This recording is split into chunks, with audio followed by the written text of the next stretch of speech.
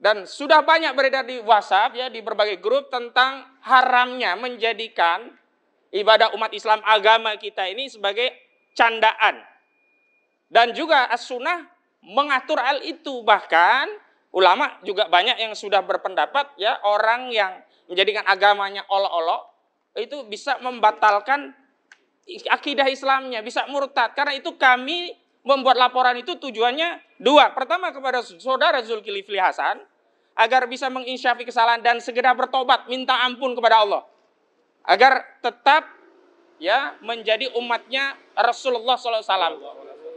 Karena ibadah sholat ini yang bawa adalah Kanjeng Nabi, Isra Mi'raj langsung ya. Yang kedua, kita memberikan efek pencegahan kepada masyarakat agar tidak gampang ya melakukan tindakan olok-olok bercanda urusan agama.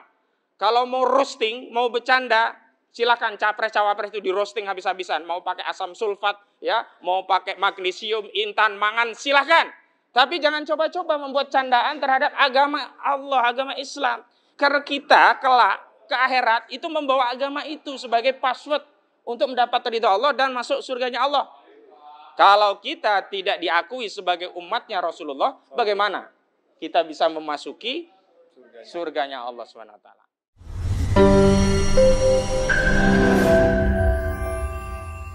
Bismillahirrahmanirrahim. Assalamualaikum warahmatullahi wabarakatuh. Waalaikumsalam warahmatullahi wabarakatuh. Takbir. Allahu Akbar.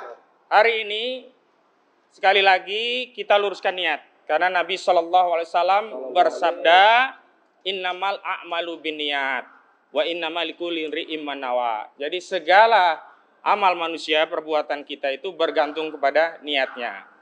Karena itu hari ini kita datang ke Bareskrim Mabes Polri dengan niat tulus untuk apa? Untuk menjaga kemurnian akidah Islam, untuk menjaga kesucian agama Islam, untuk menjaga akidah umat agar jangan ada persepsi bahwa urusan agama itu boleh dibuat main-main. Agar jangan sampai ada keyakinan yang menyatakan bahwa ibadah dalam umat Islam itu boleh dibuat canda-candaan. Dan hari ini kita datang ke Bareskrim Mabes Polri juga dalam rangka untuk memenuhi kewajiban yang sifatnya kifayah. Apa itu kewajiban kifayah? Kewajiban yang hanya akan gugur manakala ada yang melaksanakannya. Dan hari ini kita ketahui bahwa ada proses ya yang kita gunakan kriteria sebagaimana yang ada dalam fatwa Majelis Ulama Indonesia, bahwa peristiwa itu adalah peristiwa yang masuk dan terkategori sebagai penistaan agama. Karena tahun 2021 yang lalu Komisi Fatwa MUI telah mengeluarkan fatwa tentang kriteria penodaan agama. Dan 19 Desember yang lalu, Saudara Zulkifli Hasan telah melakukan tindakan yang menurut pandangan kami termasuk terkategori dan memenuhi kriteria penodaan agama, sehingga melanggar ketentuan pasal 156A KUHP. Apa? Yakni olok-olok candaan Zulkifli Hasan yang dikaitkan dengan motif politik Pilpres 2024 terkait ibadah sholat. Berkaitan dengan bacaannya, yakni surah Al-Fatihah, dan yang kedua berkaitan dengan gerakannya. Padahal di dalam sholat itu kaifiyahnya tidak boleh reka-reka, tidak boleh ditambahi, tidak boleh dikurangi, sehingga semua bacaan dan gerakan sholat itu harus ada dalilnya. Dan hari ini ternyata kita harus menelan pil pahit. Saya tadi hanya diminta mengisi buku tamu, tetapi tidak segera dilayani. Dan ternyata prosedurnya kawan-kawan juga begitu. Tidak diterima LP-nya, bahkan lama, nanti ada ceritanya dari pagi sampai sore dibiarkan, ujung-ujungnya hanya disarankan untuk ke Dumas. Kalau ke Dumas itu keranjang sampah. Karena kita ini mau menegakkan hukum, mau buat LP, bukan mau curhat ke kepolisian. Kalau kita mau curhat, Dumas gak apa-apa. Kita ini mau membantu aparat kepolisian untuk menegakkan hukum yang ada di negeri ini, Meskipun sekali lagi saya tegaskan bahwa pasal 156A KUHP itu tidak delik aduan. Sebenarnya penyidik Kepolisian Negara Republik Indonesia tanpa ada laporan dari kami harus segera melakukan tindakan penyelidikan dengan mengeluarkan laporan model A di internal kepolisian yang dengan laporan A tadi bisa melakukan serangkaian tindakan penyelidikan dan kalau memang terpenuhi unsurnya bisa ditingkatkan kepada penyidikan. Dan tentu saja kalau sudah penyidikan berarti ada status tersangka pada orang yang sebelumnya diduga melakukan tindak pidana. Namun kita tidak bisa masuk pada narasi penyelidikan, apalagi penyidikan, apalagi ya tersangka dalam kasus yang hendak kita laporkan. Karena Kepolisian Negara Republik Indonesia bahkan di markasnya, ini kita ada di Bareskrim, ini lambangnya Bareskrim, Reserse.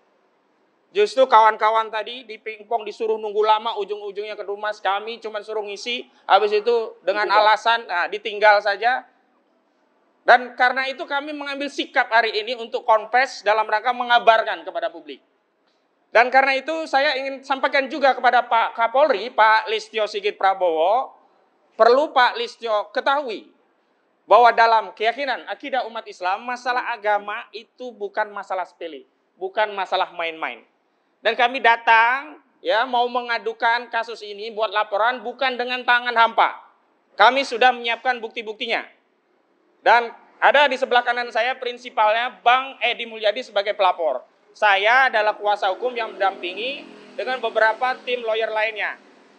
Bukti yang pertama sudah kami siapkan adalah tentu saja rujukan bahan untuk diperiksa oleh Bareskrim Mabes Polri, yakni flash disk. Dalam flash disk ini ada video. Bahkan rekan kami juga sudah menyiapkan transkrip dari isi video tersebut. Sebentar, yang kedua, kami juga sudah membawa ini screenshot berita yang mengkonfirmasi bahwa video itu bukan video hoax, ada peristiwanya dan diakui oleh Zulkifli Hasan memang peristiwanya ada.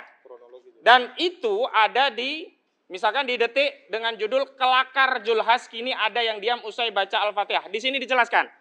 Berarti peristiwa memang ada dan karena lokus deliktinya di Semarang, kami tidak mengadukannya di Polda Metro Jaya, tapi di Bareskrim Mabes Polri. Karena kepolisian daerah Metro Jaya tidak punya kewenangan untuk menangani kasus.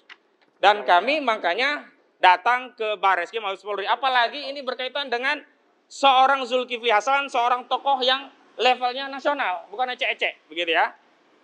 Dan di sini juga kami lampirkan screenshot berita tentang pandangan ulama. Elit MUI menilai Zulhas lakukan penistaan agama. Ini ada di jpnn.com.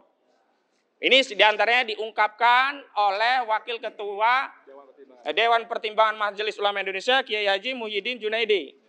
Dan kami, nanti Bang Edi bisa dirinci apa saja, kami juga sudah membawa keputusan Istimewa Ulama Komisi Fatwa se-Indonesia tentang masalah strategis kebangsaan atau Masail Asasiyah Watoniyah. Ini dibuat pada 4-11 Rabiul Akhir 1443 Hijriah, bertepatan dengan tanggal 9-11 November 2021. Dan di sana memang banyak hal yang diatur, diantaranya juga masalah bagaimana kriteria penodaan agama. Nah, di sini disebut dengan dawabit, dobit ya, dan kriteria penodaan agama. Nanti Bang Edi bisa jelaskan lebih lanjut. Artinya, bukti-bukti ini cukup untuk melakukan penyelidikan bagi kepolisian sesuai dengan hukum acara yang diatur dalam Kitab Undang-Undang Hukum Acara Pidana. Dalam penyelidikan, peristiwa ini akan diliti apakah peristiwa yang terjadi di Semarang saat itu di Rakernas Asosiasi Pengusaha Pasar Seluruh Indonesia adalah peristiwa pidana atau tidak. Kami sebenarnya lebih menghormati kalau sudah diterima, diselidiki, dan katakanlah tidak memenuhi unsur diterbitkan FC3, kami lebih menghormati seperti itu. Berarti prosesnya sudah jalan. Tapi hari ini proses belum jalan, ada kawan yang kemudian dipingpong sampai lama, kami juga tidak dilayani. Kemudian akhirnya dibuang ke Dumas. Kalau laporan masuk ke Dumas itu laporan keranjang sampah karena tidak akan ditindaklanjuti secara pro justisia. Dan itu teknik untuk menolak seolah-olah pelapor sudah senang ada diterima di Dumas. Padahal itu laporan dianggap keranjang sampah. Karena Dumas itu tidak punya kekuatan pro justisia. Tidak bisa atau tidak ada kewajiban bagi penyidik untuk melakukan penyelidikan atau penyidikan lebih lanjut.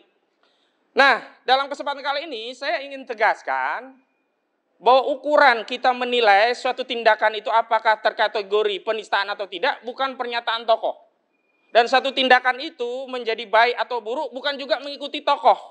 Kita kembalikan kepada dalil, Al-Quran dan As-Sunnah.